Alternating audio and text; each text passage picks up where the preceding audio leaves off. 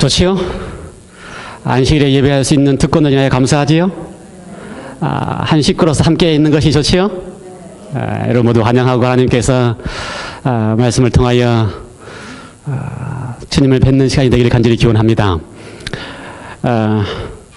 우리 친구 최 목사 여기 와서 기타 치니까 저는 참 좋습니다. 노래가 잘 되네요.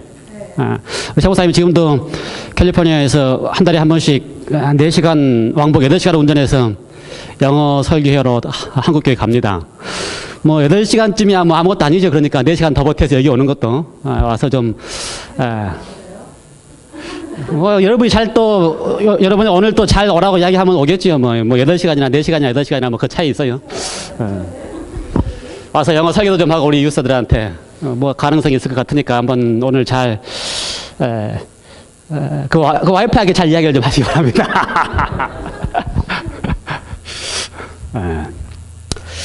예, 오늘 계속해서 우리가 히브리서를 가지고 말씀을 나누려고 합니다.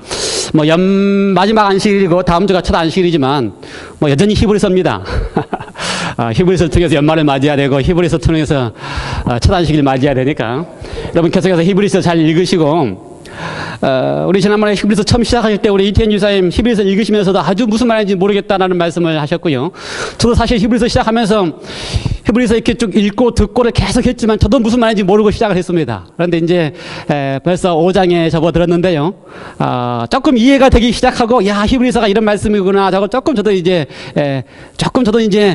맛을 조금 보기 시작합니다. 그래서 여러분이 히브리서를 통하여 바울 선생님이 하시고자 하시는 말씀이 무엇인지를 좀 이렇게 잘 이해했으면 좋겠습니다. 이렇게 그 당시의 상황을 잘 이해해야 됩니다. 우리가 시작할 때의 히브리서의 저자를 누구라고 하고 시작했습니까? 예, 바울 선생님이라고 하고 시작하자라고 이야기를 했습니다. 왜냐하면 저자에 대한 언급이 없지만 그나마 가장 가능성이 있는, 그렇죠? 거의 99%라고 가능성이 있는 분이 바울 선생님이기 때문에 바울 선생님이라고 하자라고 시작을 했습니다. 바울 선생님께서 특별히 이 히브리서는 편지서가 아니라는 생각이 듭니다. 왜냐하면 편지서와 같은 인사말이나 그런 내용이 없기 때문에. 그래서 우리가 이해하기를 이 히브리서를 바울 선생님이 편지로 쓴 게 아니고 어떻게 한 거라고 표현했어요? 어떻게 한 거라고 이야기를 했습니까? 설교를 했다고 이해를 했습니다. 설교를. 그래서 바울 선생님이 이렇게 소아시아를 돌면서 뭘 할 때마다 안식일이 되면 해당을 방문할 때마다 그곳에 있는 해당에 있는 그리스도인들은 아니었다고 생각이 돼요. 그렇죠? 해당은 그리스도만이 아니고 누가 거기 참석합니까?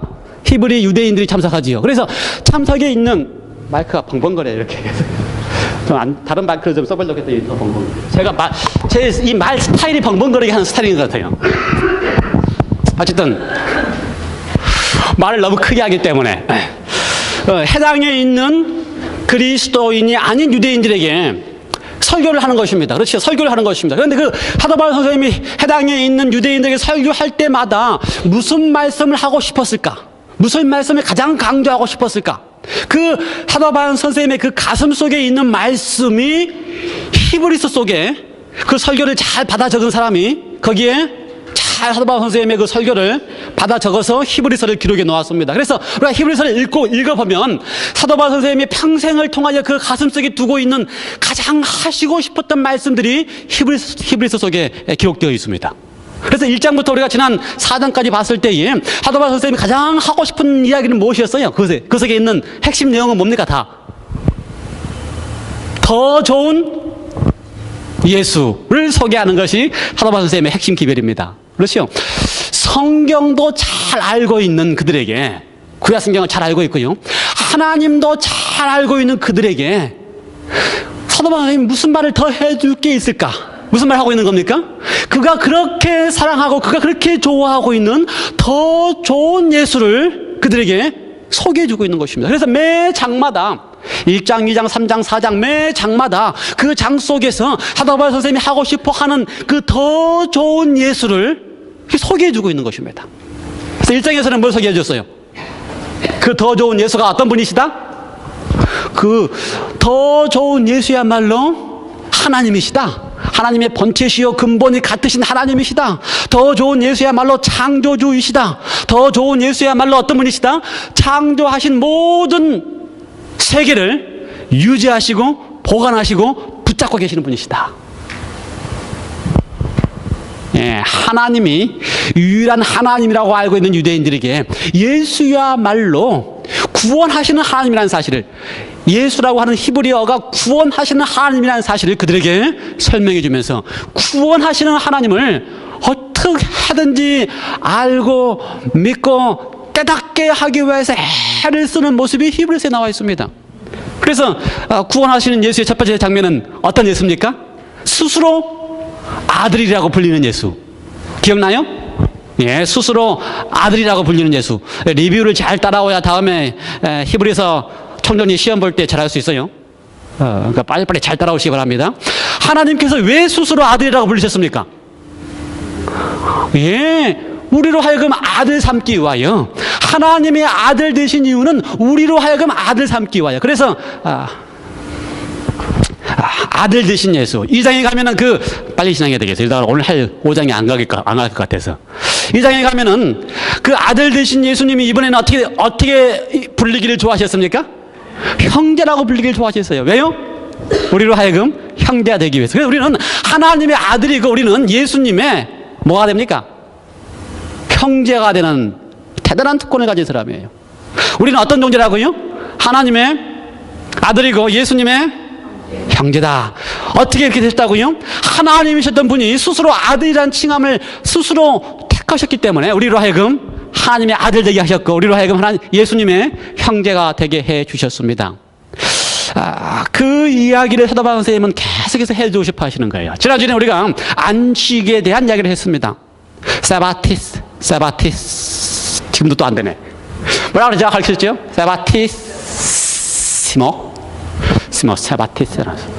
세바티시모스. 예. 감사합니다. 세바티시모스. 히브리서 4장 9절에서 이야기하고 있는 또 안식이 남아있다는 이야기를 하면서 세바티시모스라고 하는 이야기를 사도바울 선생님께서 하셨습니다. 안식일이라고 하는 이야기를 하셨어요. 그래서 그리스도이죠. 하나님을 믿는 사람들에게는 또 다른 안식이 남아있는데 그 안식은 어떻게 오는 안식입니까? 예수 그리스도를 통하여 우리에게 쉼을 주시고 모든 구원을 다 이루신 그분께서 우리를 초청하셔서 당신의 안식에 함께 임하도록 초청해 주신다고 말씀을 드렸습니다. 그래서 하나님의 안식은 어떤 안식입니까? 우리가 지키는 안식일이에요? 우리가 기억하여 거룩히 지키는 안식일이에요? 아니요. 예수님께서 초청하는 안식일, 우리가 기억하여 거룩히 지키는 안식일이 아니고 우리로 하여금 다 이루어 주시고 우리로 하여금 다 창조해 주시고 우리로 하여금 구원을 다 이루어 주신 다음에 우리로 하여금 함께 뭐하자? 이거 알면 상길나게 했더니 다 모르시네. 함께 놀자. 감사합니다. 우리로 하여금 함께 놀자라고 하시는 게 뭐라고요? 안식일이다. 오늘 이 안식일에 여러분께서 주님과 함께 노는 경험을 하셔야 돼요. 안식일이 즐겁고 기쁘고 안식일이 정말 나에게 전부가 되기 위해서는 모든 것을 다 이루어 놓으시고 모든 것을 다 해주신 다음에 뭐라고 하신다고요? 함께 놀자 하시는 이 안식일에 우리가 함께 노는 경험이 있기를 반드시 바랍니다. 잘 노셔야 되는데.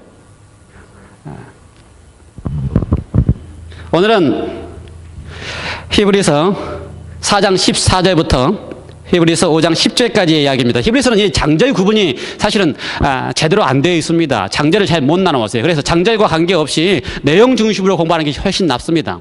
그래서 히브리서 1장부터 5장까지 예수님이 어떤 분인가를 쭉 설명하면서 마지막 이제 4장 몇 절이라고 그랬어요? 14절부터 5장 12절까지는 예수님이 어떤 분이시다? 더 큰 대제사장이다라고 하는 이야기를 설명하고 있습니다. 아주 어려운 이야기입니다. 아주 힘든 이야기예요.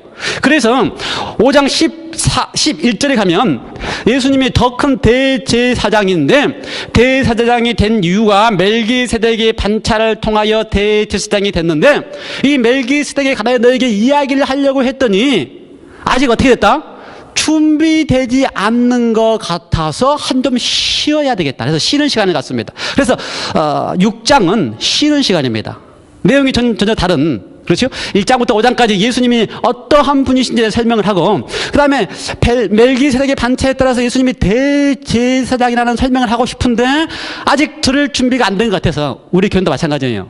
아직 멜기세덱에 대한 반차를 가지고 설명을 하려고 하면 무슨 말인지 모를 것 같아서 6장에 잠깐 쉽니다. 그래서 다음 주는 첫 안식일은 6장에서 사도바울 선생님이 어떻게 쉬는지에 대한 이야기를 할 것이고요.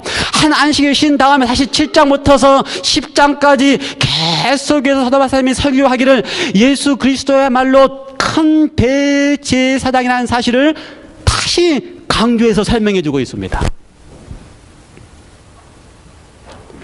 그래서 히브리서를 볼 때 1장부터 5장까지는 예수님이 어떤 분이시다 라는 설명을 하고요. 6장 잠깐 쉬었다가 7장부터 10장까지 다시 예수님이 어떤 분이시냐, 특별히 어떤 면에서 대제사장인 면에서 어떤 분이신 것을 설명하고 있습니다. 그래서 오늘 예수님이 더 큰 대제사장이라는 사실을 4장과 5장을 이렇게 꽉 묶어서 이야기하면서 그분이 대제사장이라는 것이 우리에게 어떤 의미가 있는지를 잘 알아야만 하는 것입니다. 예수님을 향하여 대제사장이라고 불렀어요. 아까 우리가 예수님을 아들이라고 부를 때 그것이 어떤 의미가 있는지를 알았습니다. 예수님이 형제라고 부를 때 그것이 우리에게 어떤 의미가 있는지 알았습니다. 그렇다면 예수님을 향하여 더 큰 대제사장이라고 부를 때 그것이 우리의 삶 속에 어떤 의미가 있을까? 그것이 오늘 예수님께서 더 큰 대제사장이라고 부르신 이유를 설명하고 있습니다. 14절, 4장 14절. 그러므로 우리에게 더 자가 없지만 큰 대제사장이 계시니 어떤 분이시다? 승천하신 이 곧 하나님의 아들 예수시라. 우리가 믿는 도리를 굳게 잡을지어다. 우리에게 예수님이 큰 대제사장이 되셨다라고 하는 것이 우리에게 어떤 의미가 있는가? 언제 예수님께서 큰 대제사장이 되셨을까? 예수님의 칭호와 예수님의 사역이 차이가 있습니다. 그렇죠? 예수님은 하나님이시고 창조주시고 세상을 붙들고 계시는 분이시고, 이제 예수님의 칭호에 대한 이야기고요. 그분이 그러한 칭호를 받으시는 예수님께서 하시는 사역에 대한 이야기를 할 때에 아들로 되시고, 그 다음에 또 죄를 구속하는 일을 하시고, 히브리서 1장에서는 뭐라고 표현했어요? 1장 3절에서는 그분의 사역에 되는 일을 하실 때에 죄를 정결케 하는 일을 하시고 높은 곳에 계신 지극히 크신 이의 우편에 섰느니라 라는 표현을 썼습니다. 그래서 그분이 하시는 사역 가운데 높은 곳에 계신 지극히 높으신 분의 우편에 앉으셨다라고 하는 예수님의 커다란 사역을 가리키는 예수님의 이름의 표현이 더 큰 대제사장이다라고 하는 표현입니다. 무슨 말인지 아시겠어요? 설교가 길어지니까 이제 또 집중이 안 되기 시작하네. 더 큰 제사장이라는 이름을 사실 때에 그분이 하시는 사역 중에 가장 큰 중에 이유가 뭐라고요? 그분이 하나님의 보좌 우편에 앉으셨다. 그래서 히브리서에 보면은요, 하나님의 보좌 우편에 앉으셨느냐는 표현이 여러 군데 나옵니다. 처음 읽었던 히브리서 1장 4절뿐만 아니라 뒷부분에 8장에 가도 하나님의 보좌 우편에 앉으셨느니라는 표현이 나옵니다. 그런데 그 하나님의 보좌 우편에 앉으셨느니라 하는 표현을 쓰시는 이유가 그분이 대제사장 되셨다라고 하는 의미에서 하나님의 보좌 우편에 앉으셨느니라는 표현을 씁니다. 그렇다면 과연 하나님의 보좌 우편에 언제 앉으셨을까? 예수님께서 하나님의 보좌 우편에 언제 앉으셨어요? 예, 표현에 의하면 거기 14절에 승천하셨을 때에 표현되어 있습니다. 조금 더 자세히 들어가면, 제가 이 설교를 준비하면서 지난 3년 전에 설교했던 영생에 이르는 길 시리즈 가운데 뭡니까? 절규와 예수님의 삶에 대한 이야기를 제가 한 적이 있습니다. 집에 가서 다시 한번 들어보시기 바랍니다. 한 3, 4년 전에 했던 영생에 이르는 길 시리즈, 예수님 구약의 절규와 예수님의 삶에 대한 이야기를 제가 한 적이 있어요. 시리즈로. 그런데 그 시리즈 가운데 예수님의 삶 속에서 가장 한 가지 중요한 단면, 그렇죠. 예수님께서 죽으시고 유월절에 산지하는 십자가와 그 다음에 무덤에서 장사 지내는 무교절과 그 다음에 예수님께서 부활하신 요제절이 하루 이틀 3일 사이에 묶어진 다음에 50일 만에 오순절이 등장합니다. 그런데 그 오순절의 사건을 이야기하면서 오순절의 사건이 왜 예수님께서 50일 만에 오순절을 지키게 하셨을까? 그리고 그 오순절의 사건이 무슨 사건인가라는 이야기를 우리가 한 적이 있습니다. 거기 보면은요, 예수님께서 성경 가운데 승천하신 때가 언제예요? 부활하신 후에 40일 만에 승천하셨습니다. 근데 오순절은 언제입니까?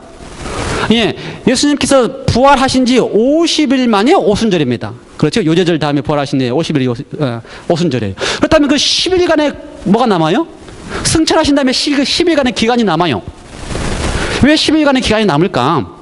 그 사건을 제가 이해하면서 예수님께서 부활하시고 승천하신 다음에 무슨 일을 하시기 위하여 10일간의 기간이 남았고 10일째 되는 그 오순절 날에 예수님께서 하늘에서 무슨 일을 하셨을까? 라는 이야기를 했습니다. 다시 한번 절기와 예수님에 대한 이야기를 한번 리뷰하시면 답은 이렇습니다.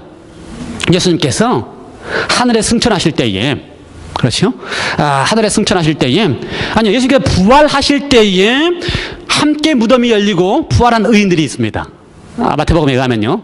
그리고 그 예수님께서 부활한 의인들을 예수님이 승천하실 때 함께 하늘에 데리고 갔습니다. 그리고 하늘에서 예수님께서 오순절 날에 하나님의 보좌의 우편에 앉으시는 대관식을 했습니다. 근데 이 대관식의 모습이 마치 아론의 아들들에게 관유를 붓고 뭐라는 거예요? 대제사장으로 삼는 사건하고 흡사합니다. 출애굽기 29장에 보면은 아론과 아론들을 대제사장 삼고 제사장 삼을 때에 머리에 기름을 붓고 안수하고 그렇게 했어요. 그런데 사도행전에 보면은 예수님께서 승천하신 다음에 하나님이 그의 오른손으로 예수님의 머리에 기름을 붓고 그 기름을 부었기 때문에 성령이 이 땅에 임했다고 표현되어 있습니다. 그러므로 예수님께서 하늘에 대제사장이 되었다고 하는 의미는 하늘에서 하나님 보좌 우편에 앉으셨다고 하는 이야기입니다. 그 이야기의 핵심은 예수님께서 그동안 이 땅에 계시면서 온 인류를 위하여 그분이 고난 속에서 끝까지 순종하는 삶을 마침내 그분께서 이루시고 성취하시고 완성하셨다고 하는 이야기입니다. 그래서 히브리서에서는 그를 이렇게 표현하셨어요.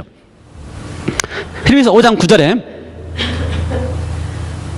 8절, 그가 아들이면서도 받으신 고난으로 순종함을 배워서 온전하게 되셨은즉 자기에게 순종하는 모든 자에게 영원한 구원의 근원이 되시고, 구원의 근원이 되셨습니다. 그렇죠? 그분께서 고난 속에서도 순종함을 배워서 온 인류를 구원하기 위한 일을 이루신 다음에 그 일이 마침내 하나님에게도 온 우주에게도 그것이 완성되었음을 선언하는 표현이, 그래서 그 예수님께서 이루신 일을 완성하셨다는 표현이 대제사장으로서 하나님의 보좌 우편에 앉으시는 것입니다. 여러분, 그래서 우리는 예수님께서 우리를 구원하시는 일을 완전히 완성하고 이루시고 성취하셨다는 사실을 믿는 사람들이 바로 우리들인 것입니다. 예수님께서 십자가에서 우리를 위하여 모든 일을 이루셨을 뿐만 아니라 그분이 온 우주 앞에서 하나님의 보좌 앞에서 온 천사들 앞에서 당신의 피로 사신 영혼들을 넉넉히 구원할 수 있다는 사실을 온 우주 앞에 선언함으로 말미암아 그분이 어떻게 불리셨다고요? 이제 큰 대제사장이 되셨다고 불렸다고 하는 사실입니다. 그러므로 예수님의 칭호 가운데 대제사장이라고 하는 이 칭호야말로 그분이 하시고 이루었던 구원의 사역을 마침내 온 우주 앞에 성취하셨습니다. 그래서 그 예수님으로 말미암아 우리도 믿음으로 구원받을 수 있다고 하는 확신을 얻게 하는 이름이 바로 대제사장이라고 하는 이름입니다. 그러므로 성경은 이렇게 표현하고 있어요. 그러므로 우리에게 큰 대제사장이 계시니 승천하신 이 곧 하나님의 아들이라. 우리가 믿는 도리를 굳게 붙잡을지어다. 4장 15절, 우리에게 있는 대제사장은 우리의 연약함을 동정하지 못하실 리가 아니요 모든 일에 우리와 똑같이 시험을 받으신 이로되 죄는 없으시니라. 그러므로 우리는 국률하심을 받고 때를 따라 돕는 은혜를 얻기 위하여 은혜의 보좌 앞에 담대히 나아갈 것이니라. 그렇습니다. 예수님께서 대제사장으로 칭하시고 대제사장으로 임하심으로써 우리로 하여금 은혜의 보좌 앞으로 나아갈 수 있게 해주셨습니다. 은혜의 보좌라고 하는 이야기는 말 그대로 하면요 진짜 은혜의 보좌입니다. 은혜의 보좌라고 하는 이야기가 처음 등장한 데는 출애굽기입니다. 하나님께서 출애굽을 통하여 한 이스라엘 백성들에게 19장에서 다 신광야에 모아놓고, 그 다음에 20장에서 하나님의 율법을 선포한 다음에 그 율법을 선포하는 과정 속에서 그 선포된 율법을 언약궤 속에 담게 했습니다. 그리고 언약궤에 담게 한 다음에 언약궤의 뚜껑을 만들었습니다. 그 덮개라고 하는 이름이 한국말로는요, 속죄소라고 번역을 했습니다. 그런데 아주 잘못된 번역이에요. 원래는 그게 무슨 뜻이라고요? 덮개, 말 그대로 조각목으로 만들어서 금으로 털칠한 그 덮개, 벗개, 언약개, 그런데 뚜껑이 없어요. 그 뚜껑을 덮는 게 바로 속죄소라고 번역한 덮개라고 하는 뚜껑입니다. 히브리어로도 속죄소라는 의미보다 뚜껑이라는 의미가 훨씬 더 많습니다. 그런데 그 뚜껑을 딱 덮게 만들어서 이렇게 하나로 그 뚜껑에 천사가 달려있는, 천사의 모양이 약 달려있는 그 뚜껑을 만들어서 덮었습니다. 그래서 속죄소라고 하는 뜻은 덮는다라고 하는 뜻이 있어요. 덮는다는 겁니다. 덮개예요. 그 덮개라고 하는 속죄소라고 하는 이름의 또 다른 이야기가 바로 시은자라고 표현합니다. 시은자라고 하는 것은 은혜를 베푸는 자석이라 그래요. 은혜를 베푸는 자석이다. 히브리서는 그걸 뭐라고 표현했다고요? 은혜의 보좌라고 표현했습니다. 그러므로 은혜의 보좌라고 하는 것은 그걸 다 만들어 놓은 다음에 그 시온자 속에 또는 그 속죄소 위에, 은혜의 보좌 위에 하나님께서 하신 말씀이 있습니다. 내가 여기에서 내가 너와 만나겠다. 하나님의 심정은 내가 너와 만나겠다가 심정입니다. 언약궤를 만든 것도 아니고요, 속죄소를 만든 것도 아니고요, 바로 거기에서 내가 어떻게 하겠다? 너와 만나겠다. 그렇게 25장 22절의 표현입니다. 내가 거기서 너와 만나겠다. 그러므로 죄인들이 하나님을 만날 수 없는 그 우리의 형편 때문에 하나님은 변하지 않았습니다. 하나님은 항상 어떤 분이시라고요? 우리가 죄인이라 할지라도 우리를 만나고 싶어 하시는 분인데, 내가 죄인이어서 하나님을 만날 수 없고 두렵고 떨리고 가지 않는 우리들을 향하여 죄인인 나를 예수님께서 어떻게 하셨다고요? 다 덮어주셨습니다. 당신의 피로 덮어주시고, 당신의 은혜로 덮어주시고, 당신의 사랑으로 덮어주셨습니다. 그러면 나는 다 하나님이 두려워하는 죄인의 특성을 다 덮어놓으시고, 어디서 만나신다고요? 은혜의 보좌에서 내가 너를 만나겠다라고 쫓아오고 계십니다. 주님, 여러분들과 주님을 만나시기를 원하십니까? 은혜의 보좌 앞에서 그렇게 우리를 기다리고 계시는 주님을 만나시기를 원하십니까? 다 말을 넣으시고, 뚜껑을 다 덮어 놓으시고 우리를 다 덮어주신 다음에 거기에서 내가 너를 만나겠다고 초청하시는 주님의 호소를 듣기를 원하십니까? 여러분, 은혜의 보좌 앞으로 담대히 나아갈지어다 라고 호소하시는 주님의 말씀을 들으시기 바랍니다.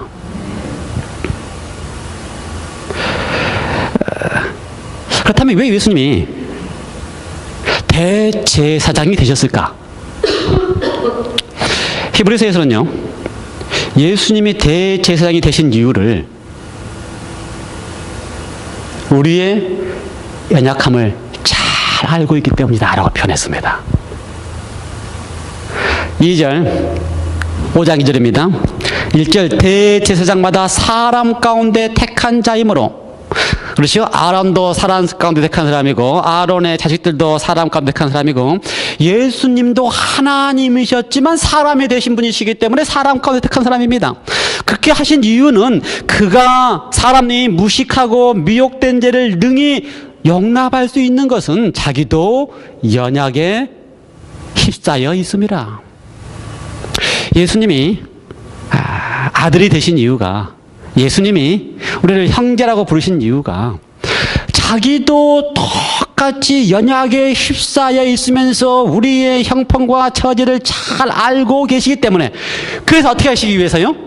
그리고 그래서 무식하고 미혹된 자를 능히 넉넉히 다 용납할 수 있기 때문에 그렇게 하시기 위하여 대제사장이 되어주셨습니다. 이 표현이 참 재밌는 표현이에요. 어떤 표현이에요? 무식하고, 어떤 사람이요? 미혹된 자들. 무식하고 미혹된 자들 누구 같아요? 그 무식하고 그 사단에 잘 넘어가는 미혹된 자들 같아요? 저는 이 말씀을 읽으면서 참 무식하고 미혹된 자들, 참 무식하면요 고집이 세요. 참 무식하면 겁도 없어요. 무식하면 자존심도 세요. 그래서 그런 사람들은 어떻게 쉬워요? 미혹되기 쉬워요. 그런 사람들은 다 여러분과 저 같은 사람입니다. 그런데 그러한 여러분과 저 같은 사람을 주님께서 잘 알고 있기 때문에 주님 스스로가 연약해진 경험을 하셨다고 하는 사람입니다. 왜요? 넉넉히 어떻게 하기 위해서? 넉넉히 다 용납하기 위해서. 무식해도 감사하지요. 쉽게 사단에게 넘어져도 감사하지요. 왜요? 그러한 나를 넉넉히 용납할 수 있는 주님이 계시기 때문에. 참 잘 안다는 것은요, 잘 안다는 것은 참 큰 힘입니다. 친구 왔으니까 친구 얘기 좀 해야지요. 저 친구가 여기 앞에 설교하면 꼭 제 이야기 하더라고요. 제가 섰으니까 뭐 친구 이야기 해야지 뭐. 꼼짝 못하고 들어야 돼요, 이제. 제 친구가 이제 초등학교 때부터서 중학교, 고등학교, 대학원까지 같이 다닌 친구인데, 제가 우리 딸들에게 해준 이야기가 있습니다. 초등학교 저 친구를 처음 만난 이야기. 아마 우리 딸이 한번 그거 꼭 물어보고 싶다 그래요. 제가 초등학교 3학년 때 뭡니까? 그 아주 큰 학교에서 3년 학교 조그만 학교로 이사를 전학을 갔습니다. 초등학교 3학년 때. 우리 부모님들이 이제 안식교이 돼가지고. 그래서 제가 60명에서 제일 키가 컸던 애가 초등학교 그 강주 삼류초등학교 갔더니 20명 가운데도 제일 크더라고요. 저 친구를 조금 했어요. 저 어깨도 안 찼어요. 넌 듣고만 있어야 돼, 지금은. 어쩔 수 없어. 그래서 제가 그때 이제 딱 전학을 갔더니, 그때 겨울에 우리 부모님이 그 당시에는 그 플라스틱 아니라 스펀지지요? 스펀지로 된 이 보온바통이 있었습니다. 스펀지로 된 보온바통. 근데 그 당시 우리 학교는 이제 그 연탄 난로를 떼고 겨울에 지내요. 근데 친구들은 이제 그게 없고, 저는 광주시에서 그 시골 총강주로, 초등학교를 갔기 때문에, 저만 그 보온도시락, 뭡니까? 스펀지로 만든 그 스티로폼으로 만든 그 보온도시락 가지고 이제 학교를 가면, 제일 부러운 게 뭔지 알아요? 친구들은 그 나무, 쇠 도시락 가지고 날래 구워 먹는 거. 저는 그걸 못 구워 먹어요. 밥그릇 빼가지고 얼리면 그게 밑에가 잘 안 구워지거든요. 근데 저는 그게 제일 부러운데, 제 친구는요, 제 그 보온 도시락이 부러운 거예요. 그래가지고 하루는 제 보온 도시락을 가지고 제가 오면요, 저를 얼마나 놀리는지 몰라요. 이 보온 도시락이 무슨 뭐 오줌통이라느니, 저를 얼마나 놀리는지 몰라요. 자기들 그거 없으니까. 그래서 얼마나 제가 화가 나는데 그날 불렀습니다. 야, 나와. 그래서 산으로 갔어요. 둘이 싸웠습니다. 제가 덩치가 어깨 더 크다니까요. 제가 당연히 이기지요. 꼼짝 못하고 들어야 돼. 제가 이제 이게 사실 이야기하려고 할 게 아닌데 막 객길로 갔네요. 이제 그래서 이제 그 싸움을 한 다음에 이제 친구가 됐는데, 그날 우리가 이제 싸움을 청소하다가 나가서 싸우고 왔기 때문에 우리 여자들이 다 일렀어요. 일러가지고 이제 선생님한테 아주 혼나게 맞았습니다. 이제 우리 딸이 묻고 싶은 건 그거야. 혼나게 맞았는데, 그때 우리 여자 선생님이 아주 약하고 연약한 여자 선생님. 그래서 우리가 앞에 나가지고 이렇게 이제 매를 맞았는데, 선생님이 그때 이 큰 나무로 10대를 때렸어요, 10대를. 근데 저는 그때 꼼짝 않고 안 울고 맞았어요. 근데 제 친구는 맞을 때마다 울면서 엄살을 피웠습니다. 그게 궁금해서 딸이 묻겠다는 거예요, 오면은. 어쨌든 그건 옛날 이야기고요. 제가 그 친구 이야기를 이제 하는 이유는, 잘 압니다. 제가 잘 알아요. 평생을 같이 살았으니까. 우리 아내하고 살았던 27년보다 제 친구하고 살았던 거의 뭐 40년 넘게 살았어요. 그래서 잘 압니다. 잘 알기 때문에 허물이 없어요. 다 이해가 돼요. 친구가 저한테 어떤 소리를 해도 전 다 이해가 돼요. 저도 친구한테 제가 하고 싶은 얘기 다 해도 다 이해가 돼요. 예수님의 이야기가 우리를 다 안다라고 하는 이야기가 아주 큰 힘이 됩니다. 그게 예수님이 나를 다 알아준다라고 하는 이야기가 아주 강력한 힘이 되기 때문에 그걸 향하여 예수님이 그 말을 계속 반복했어요. 내가 너를 다 안다. 나도 너처럼 시험을 받아봤다. 그러니까 그 대제사, 이 1장, 2장에서 대제사라는 이야기가 등장하는데, 예수님을 향하여 대제사라는 이야기를 쓸 때마다 나도 다 너를 안다. 나도 시험 다 당해봤고, 나도 다 어려움 다 당해봤고, 나도 고난 다 당해봤고, 내가 너를 잘 안다. 이 이야기를 하고 있는 것입니다. 근데 내가 너를 잘 안다라는 이야기가 얼마나 큰 힘이 되느냐. 내가 너를 잘 알기 때문에 내가 너를 다 이해할 수 있어. 내가 너를 다, 그래 뭐라고 표현했어요? 무식하고 미혹되던 내가 다 용납할 수 있는 것은 내가 너를 어떻게 하기 때문에? 다 알기 때문에. 감사하지요. 예수님께서 우리를 다 알고 계신다는 것이 감사합니다. 예수님을 다 알고 계시기 때문에 우리의 마음속에 숨길 만한 게 없어요. 숨겨봤자예요. 그러니 다 열어놓으시고, 그렇죠? 내가 얼마나 무식했는지 다 열어놓으시고, 내가 얼마나 미혹을 다 잘 당하는지 다 열어놓으시고. 왜요? 다 알고 넉넉히 이해하실 만한 분이시기 때문에 그렇게 하시기 바랍니다. 예수님께서 대제사장이라고 부르신 이유 가운데 8절 9절에 보면은요, 그가 아들이시면서도 받으신 고난으로 순종함을 배워서 온전하게 되셨은즉, 아들이시면서도 받으신 고난으로 순종함을 받아서. 예수님이 어떤 고난을 받으셨습니까? 예수님께서 받으신 고난이, 거기에 그 받으신 고난으로 통하여 순종함을, 그 받으신 고난으로 인해서도 끝까지 순종하였다. 예수님께, 제가 지난주에 예수님께만 순종이라고 하는 말을 쓸 수 있다고 표현을 드렸습니다. 우리는 감히 하나님 앞에 순종한다는 말도 쓸 수 없을 만큼 순종이 안 되는 존재들입니다. 근데 예수님만이 온전한 의미의 순종이라고 하는 말을 쓸 수 있는 유일하신 분이라는 이야기를 드렸습니다. 그렇죠? 그런데 그 예수님이라는 분이 온전하시게 순종, 하나님 앞에 온전한 순종을 드리는데, 그 온전한 순종을 드리기 위하여 받으신 고난으로 인하여라는 표현을 썼습니다. 그런데 우리는 참 단순한 표현이에요. 받으신 고난. 그런데 예수님께서 받으신 고난이라고 하는 것은 말로 할 수 없는 고난입니다. 우리가 그냥 쉽게 고난이다, 그런 고난이 아닙니다.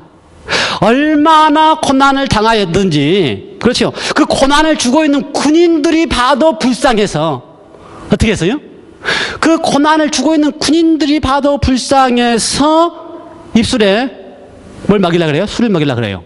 그만큼 힘든 고난을 당하셨습니다. 그분이 당한 고난이 육체적인 고난이 힘들었다는 것뿐만 아니라, 그분이 당하신 고난이,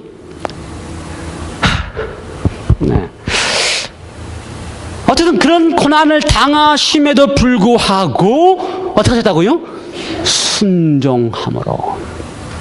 왜요? 왜 그랬을까요? 그것이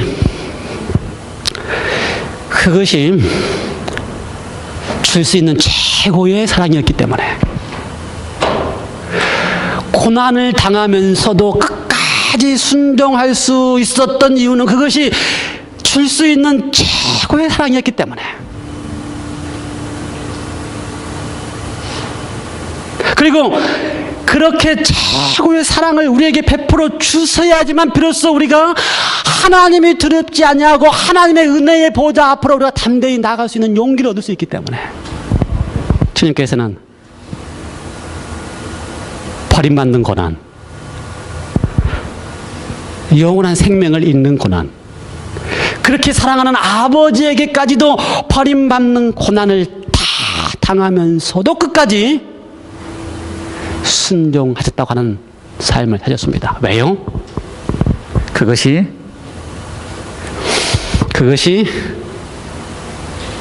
우리를 은혜의 보좌 앞으로 인도할 수 있는 유일한 사랑의 힘이기 때문에. 그런 사랑을 하신다면 우리를 용서하시기에 넉넉하실 것입니다. 그런 사랑을 하신다면 우리를 다시 살리셔서 그분과 함께 부활하셔서 하늘에 데리고 가셨던 사람이 있었던 것처럼 우리를 다시 살리셔서 영원한 하늘에 있기에 넉넉할 것입니다. 왜요? 죽음의 고난을 당하는 사랑을 하시는 분이시기 때문에. 사랑하는 성도 여러분이시여, 이제 우리는 앞으로 7장부터 10장까지 대제사장 되신 예수님에 대한 이야기를 이렇게 할 것입니다. 예수님께서 왜 대제사장이 되셨는가? 그분께서 우리를 잘 알고서 우리를 이해하기 위하여 왜 대제사장이 되셨는가? 끝까지 사랑하심으로 사랑만이 유일한 답이라는 사실을 우리에게 보이시기 위하여 여러분 사랑하시는 주님 앞에 담대히 나아가시길 간절히 바랍니다. 기도하시겠습니다. 하나님 아버지 감사합니다.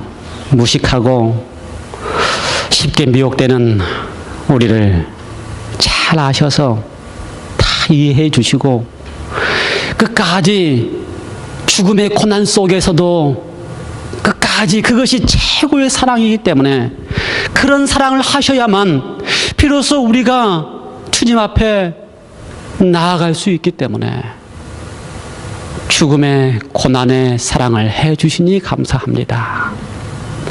주님께 이끌려 은혜의 보좌 앞에 거기서 우리를 그렇게 만나기를 원하시는 주님의 사랑 속으로 우리 모두가 갈 수 있도록 믿음을 허락하여 주시옵소서.